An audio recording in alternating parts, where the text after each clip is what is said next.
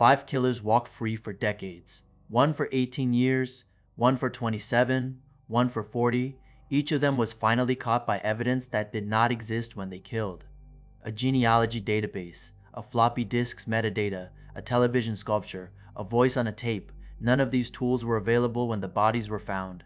None of them existed in the case file. Each of them put a name on a victim who had been waiting decades for someone to listen.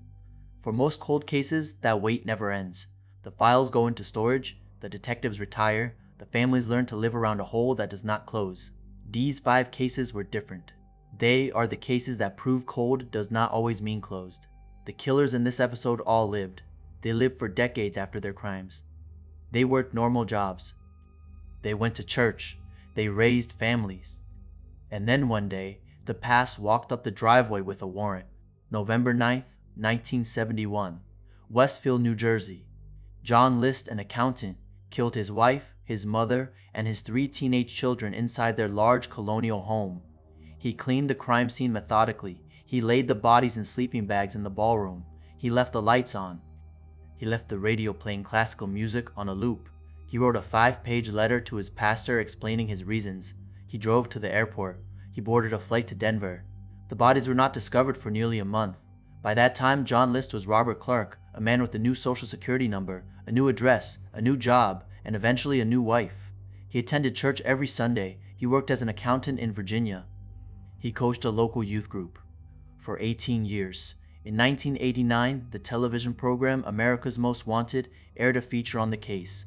They had commissioned an age progression sculpture showing what List might look like at 58. A neighbor in Virginia saw the broadcast. She recognized her quiet neighbor Robert Clark.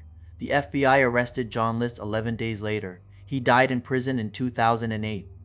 18 years of normal life. 18 Sunday services. 18 years of his second family not knowing they were married to a man who had killed his first. May 25, 1979. Soho, Manhattan.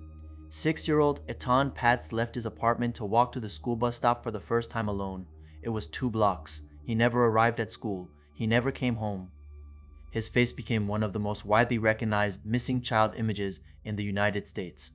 His disappearance led to the creation of the National Center for Missing and Exploited Children.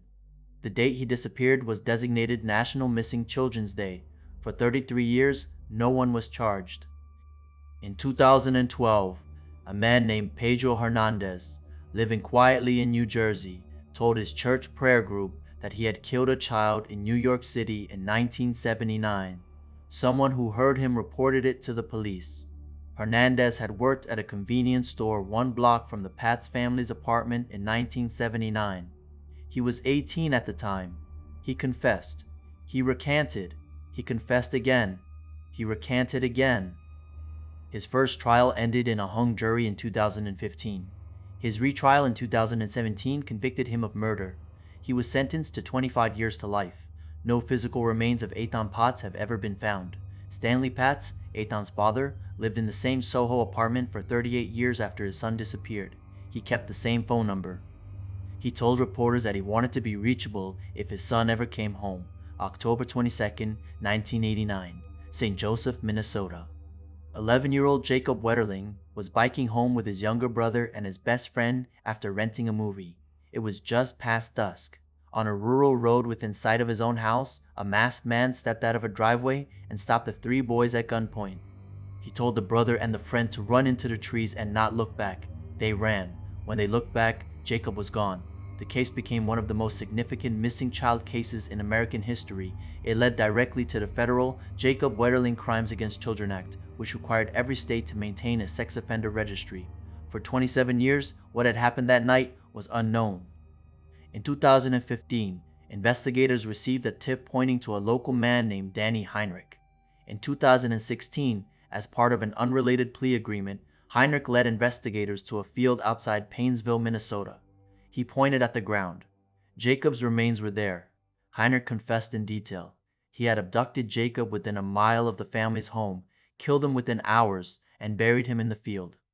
He had lived less than 50 miles away for 27 years. Under his plea agreement, he was not charged with the murder. He received a 20-year federal sentence for unrelated child pornography charges. Patty Wetterling, Jacob's mother, who had spent 27 years advocating publicly for missing children, said afterward that the resolution was not closure. It was a wound that now had a name attached to it. Between 1974 and 1991, a killer in Wichita, Kansas, murdered at least 10 people. He named himself in letters he mailed to police and news organizations. He called himself BTK, bind, torture, kill. The letters were specific. They contained details only the killer could know.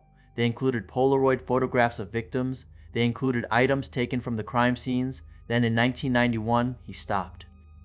For more than a decade, investigators assumed he was either dead or in prison for an unrelated crime. He was neither. In 2004, BTK resumed contact. He sent letters again. He sent packages. He sent crime scene mementos he had kept for 30 years. One of his packages contained a floppy disk. Forensic examination of the metadata on that floppy disk showed it had last been used on a computer registered to the Christ Lutheran Church in Wichita. The church council president was a man named Dennis Rader. Rader had been a Cub Scout leader.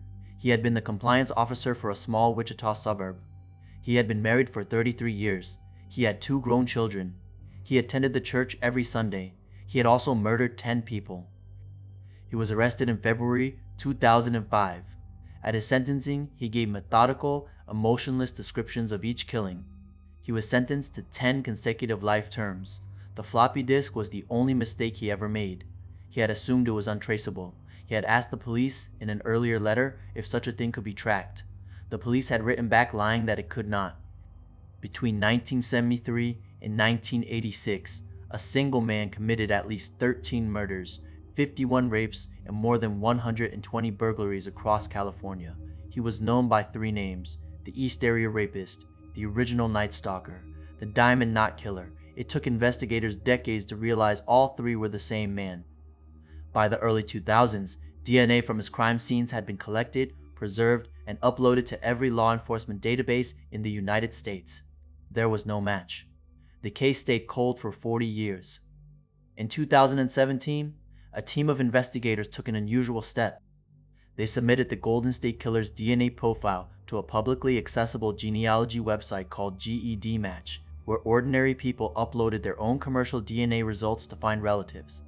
The killer's DNA matched a small cluster of distant cousins, third cousins, fourth cousins, people who had taken at-home DNA tests for fun. Investigators built out the family tree. They eliminated branches. They narrowed the field to one man, Joseph James D'Angelo, 72 years old, a retired police officer, living quietly in Citrus Heights, a suburb of Sacramento, within driving distance of more than 30 of the original crime scenes. In April 2018, investigators recovered a discarded DNA sample from a piece of trash outside his home. It matched the crime scene DNA exactly. He was arrested within days. The technique that found him, investigative genetic genealogy, has since been used to solve dozens of cold cases that had been considered unsolvable. The database that found him was built by ordinary people who had no idea what their genetic data could be used for. The killers in these 5 cases lived a combined total of more than 120 years after their crimes. They worked, they worshipped, they raised children, they retired. And then one day, the evidence they had outlived caught up. A neighbor saw a sculpture on television. A prayer group heard a confession. A floppy disk left a metadata trail. A cousin uploaded their DNA to find relatives. None of them were caught by the original detectives. None of them were caught by any technique that existed at the time of the crimes. Cold did not mean closed. Cold meant waiting. Subscribe. Tomorrow night, the next file opens.